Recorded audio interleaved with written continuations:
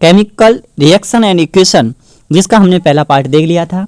अब अगर इसके बाद अगर हम बात करें तो कल हमने ये समझ लिया था कि what is a chemical reaction, यानी का केमिकल रिएक्शन क्या होती हैं, इक्वेशन क्या होती हैं, हमको कैसे पता चलता है कि कोई भी केमिकल रिएक्शन हो रही है या नहीं। तो अब देखते हैं, ठीक है। Next topic, type of reaction. Actually में बेटा टाइप ऑफ रिएक्शन क्या है, हमारे सिलेबस में कुछ ही रिएक्शन दी गई हैं। जैसे अगर आप देखें तो कॉम्बिनेशन रिएक्शन, इसका दूसरा नाम होता है जिसको कहा जाता है सिंथेटिक रिएक्शन। अब कुछ रिएक्शन है जैसे कॉम्बिनेशन रिएक्शन हो गई।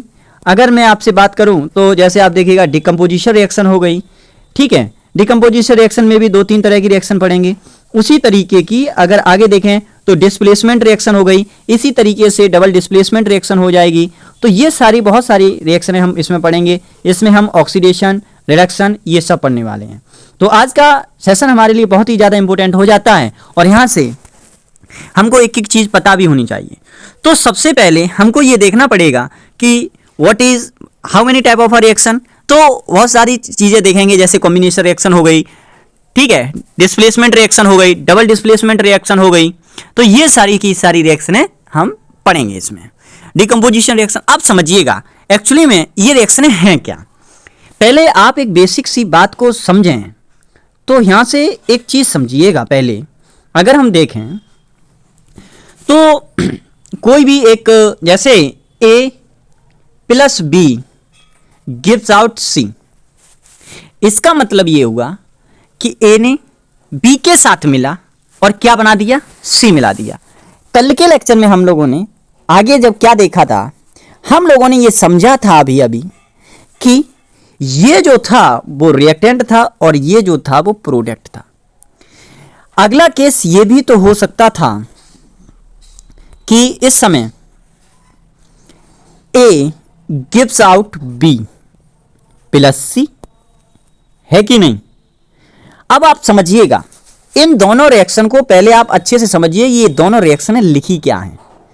अब आप सोच रहे होंगे कि ये रिएक्शन क्या है, यानी का जब 2 या 2 से अधिक सब्सटेंस, देखो ना, 2 या 2 से अधिक सब्सटेंस हो, एक सब्सटेंस का नाम समझो A है और एक का नाम B है, मिलकर किसी एक सब्सटेंस को बनाते हैं। तो अगर मैं इस वाली रिएक्शन की बात करूं तो 2 रिएक्टेंट हैं और रिएक्टेंट 2 या 2 से अधिक, 2 से ज्यादा को तो वैसे ही अधिक बोलते हैं। तो 2 और मोर देन सब्सटेंस किसी एक प्रोडक्ट को बनाते हैं। पहली वाली रिएक्शन तो ये हो गई। दूसरी रिएक्शन अगर हम समझें तो दूसरी रिएक्शन देखने से ये पता चलता है कि कोई भी रिएक्टेंट एक है और प्रोडक्ट यहां कितने हैं, 2, यानी कि ये रिएक्शन 2 तरह की हो गई। एक में रिएक्टेंट हैं 2, इस वाले में रिएक्टेंट कितने हैं, 2, और इस वाले में रिएक्टेंट कितना है, 1। ये 2 रिएक्टेंट से कितनी प्रोडक्ट बन रहे हैं, 1 बन रहा है। बात क्लियर है। और यहां पर एक रिएक्टेंट से कितने प्रोडक्ट बन रहे हैं, 2 प्रोडक्ट बन रहे हैं। इसका मतलब यह है कि दोनों रिएक्शनें अलग अलग हैं। इस वाली रिएक्शन में कुछ तो अलग है, क्योंकि इस वाली रिएक्शन में अगर आप देखें तो रिएक्टेंट 2 हैं और 2 से 1 प्रोडक्ट बनना है, और इस वाले में रिएक्टेंट 1 है और 1 से 2 प्रोडक्ट बन रही हैं। इसका मतलब ये है 2 रिएक्शन आपकी कंप्लीट हो गई। कैसे, बड़े सिंपल वे में समझने का प्रयास करना। जब कभी भी जुड़ रहे हों, यानी का 2 चीज से 2 सब्सटेंस थे तो और सिंगल प्रोडक्ट बनता है, तो ये रिएक्शन कहलाती है कॉम्बिनेशन रिएक्शन। कौन सी रिएक्शन कहलाती है, कॉम्बिनेशन रिएक्शन। और जब एक रिएक्टेंट होता है और एक से वह डिकम्पोज हो जाता है, यानी का टूट जाता है 2 या 2 से अधिक प्रोडक्ट में, वो रिएक्शन कहलाती है डिकम्पोजिशन रिएक्शन। कौन सी रिएक्शन कहलाती है, डिकम्पोजिशन रिएक्शन। आज से आपको ये बात याद रहेगी। यानी का 2 रिएक्शन अभी तक लैंग्वेज ना बेशक समझ में आई, लेकिन एक बात तो समझ में आ गई कि जिसमें 2 या 2 से अधिक रिएक्टेंट मिलकर किसी एक सिंगल प्रोडक्ट को बनाते हैं, वो रिएक्शन हमारी कहलाती है, कौन सी रिएक्शन कहलाती है, कॉम्बिनेशन रिएक्शन। और जिसमें एक रिएक्टेंट होता है और एक से अधिक प्रोडक्ट बना दे, वो रिएक्शन कहलाती है कॉम्बिनेशन रिएक्शन। उम्मीद करते हैं बेटा आपको ये बात समझ में आई होगी। इसीलिए हमने पहले आपको रिएक्टेंट और प्रोडक्ट बताया था, कि एक्चुअली में रिएक्टेंट किसे कहते हैं और प्रोडक्ट किसे कहते हैं। आप प्रॉपर नोट्स बना रहे होंगे, वहां से आप देखते चलिएगा। अब समझिएगा जो चीज अभी सीखे, सारी की सारी चीजें कंसेप्चुअल हैं, आप ध्यान से पढ़ते रहिएगा।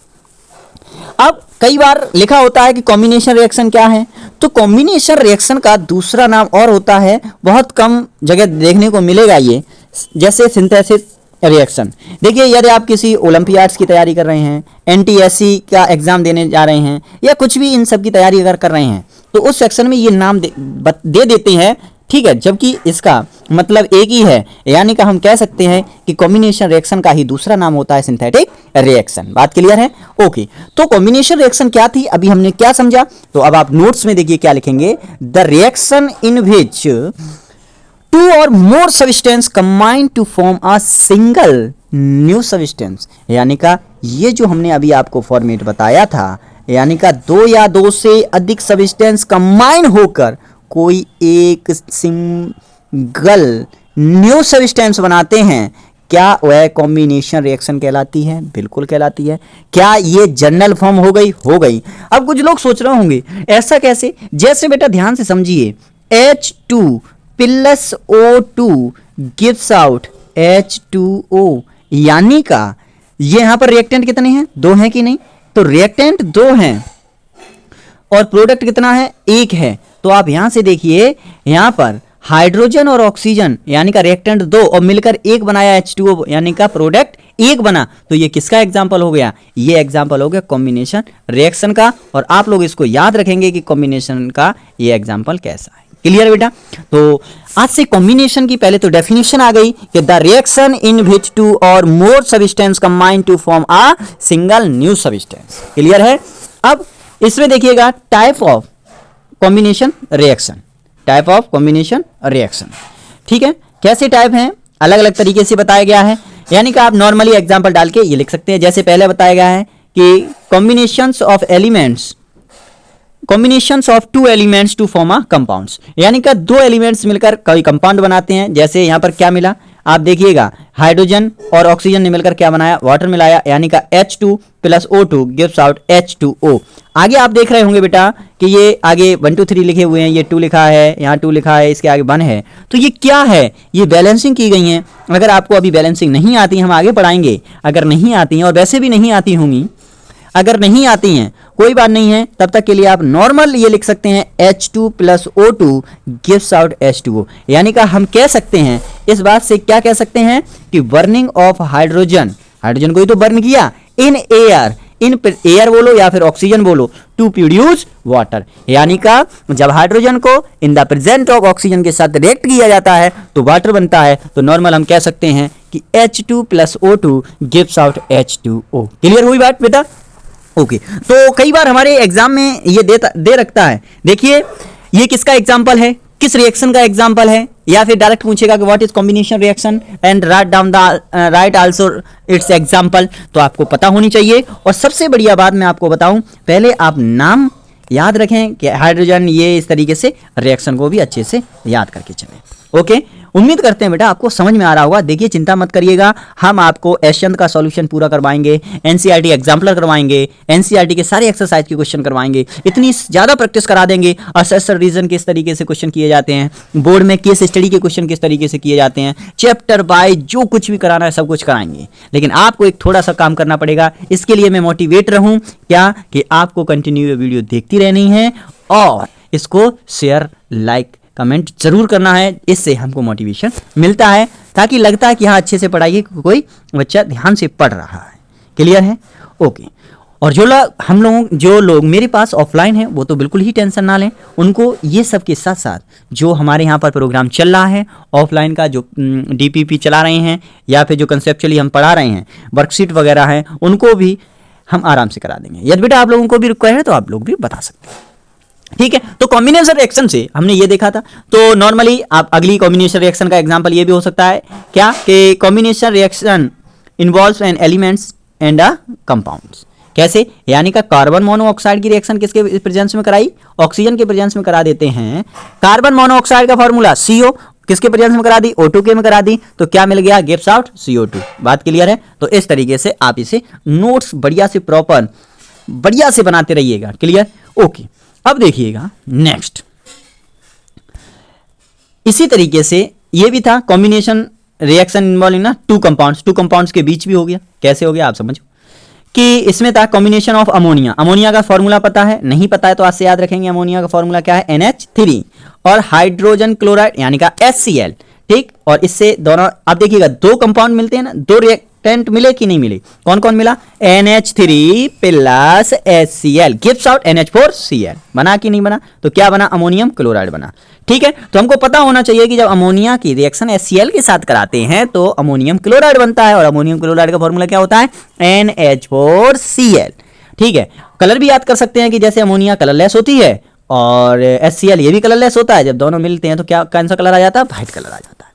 तो एग्जाम्पल आता है, अगर आप चाहें तो ये लैंग्वेज एग्जाम्पल के समय हम नहीं लिख सकते हैं, नॉर्मल इसकी डेफिनेशन लिखकर और डायरेक्ट लिख सकते हैं H2, जैसे ये वाली डायरेक्ट लिख सकते हैं H2 plus O2 gives out H2O, और दूसरी एग्जाम्पल लिख सकते हैं CO plus O2 gives out CO2, और इसी तरीके से ये भी एग्जाम्पल लिख सकते हैं कौन सा? NH3 plus HCl gives out NH4Cl। Clear है बेटा? Okay, very good. अब आगे चलिएगा। तो ये कौन सी रिएक्शन थी? ये वो रिएक्शन थी जो हमने बताया था कि दो रिएक्टेंट, दो या दो से अधिक रिएक्टेंट मिलकर एक प्रोडक्ट बनाते हैं। यही तो था। आप सब्जेक्ट जितने भी एग्जांपल आप लिखें आप देखिएगा सब में कितने रिएक्टेंट हैं? सब में एक रिएक्टेंट है, वो एक या एक से अधिक, दो या दो से अधिक रिएक्टेंट हैं, और प्रोडक्ट कोई एक है। बात क्लियर है? अब आगे की बात करते हैं, और आगे का जस्ट इसकी अपोजिट रिएक्शन कौन सी थी? डिकम्पोजिशन रिएक्शन थी। क्लियर? तो अगली हेडिंग जल्दी बनाइए, कौन सी? Decomposition reaction. और सबसे पहला पॉइंट इसका क्या आता है? डिकम्पोजिशन रिएक्शन कौन सी रिएक्शन थी बेटा? यानी का जो किसी एक रिएक्टेंट से मिलकर दो या दो से अधिक प्रोडक्ट में बन जाता था। जैसे इसकी जनरल फॉर्म लिख सकते हैं A gives B plus C। बात क्लियर है? Very good. अब आगे बढ़िएगा। डिकम्पोजिशन रिएक्शन, नॉर्मली अगर मैं आपसे बात करूं तो डिकम्पोजिशन रिएक्शन में कह सकते हैं कि decomposition reaction are the opposite to combination reaction. बताइए अगर आपको कोई, अरे अपोजिट कैसे है बेटा? अपोजिट तो इस तरीके से हो गई कि उसमें दो या दो से अधिक रिएक्टेंट थे, एक प्रोडक्ट को बनाते थे, और इसमें एक ही रिएक्टेंट है जो कि दो या दो से अधिक प्रोडक्ट को बनाता है। बात क्लियर है? यानी कि decomposition reaction are the opposite to the combination reaction.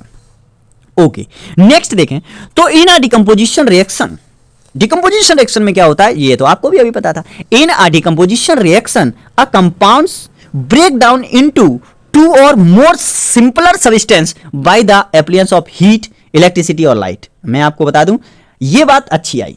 अब नॉर्मल कुछ लोग सोच रहे होंगे कि ऐसे कैसे है कि ए कोई और बी और सी में कैसे टूट जाता होगा? अरे भाई टूट जाता है, लेकिन पहले आप डेफिनेशन समझिएगा। Decomposition reaction is a compound break down into two और मोर सिंपलर सब्सटेंस। ठीक है, दो या दो से अधिक सिंपलर सब्सटेंस में टूट जाता है, लेकिन ऐसे ही नहीं, कभी तो उसको हीट देनी पड़ती है। ये ट्रायंगल टाइप का बनाते हैं, ये किसका सिंबल है? हीट का सिंबल है।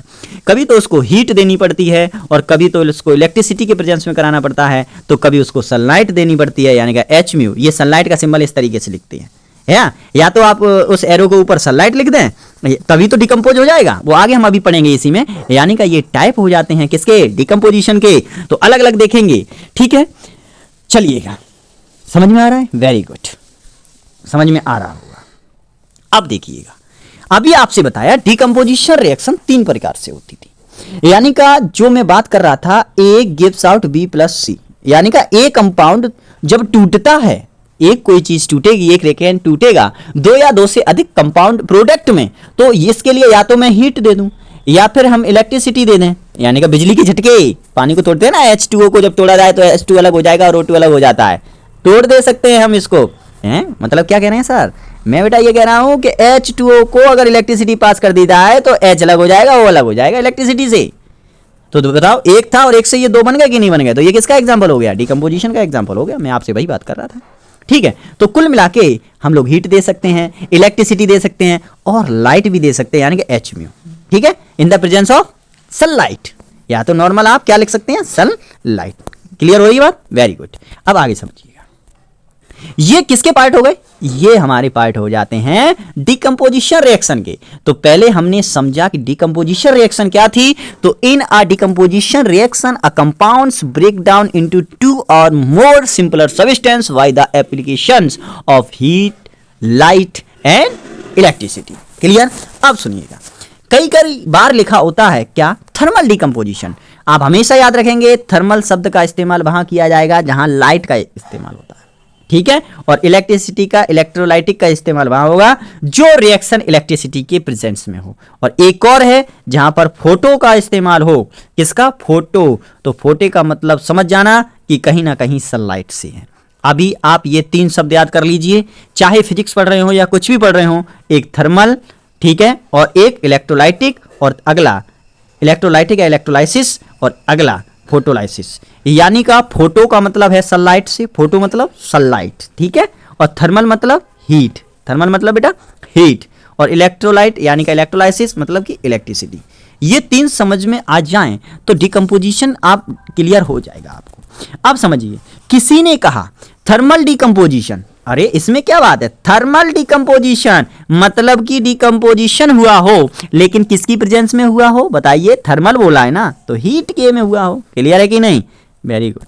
और अगर यही किसी ने बोला होता कि फोटोलाइसिस, यानी कि फोटो बोले तो फोटोलाइसिस डिकम्पोजिशन, या फोटोलाइसिस यानी का जो डिकम्पोजिशन हुआ है वो किसकी प्रेजेंस में हुआ है, सनलाइट की प्रेजेंस में हुआ है। क्लियर है कि नहीं बेटा बात।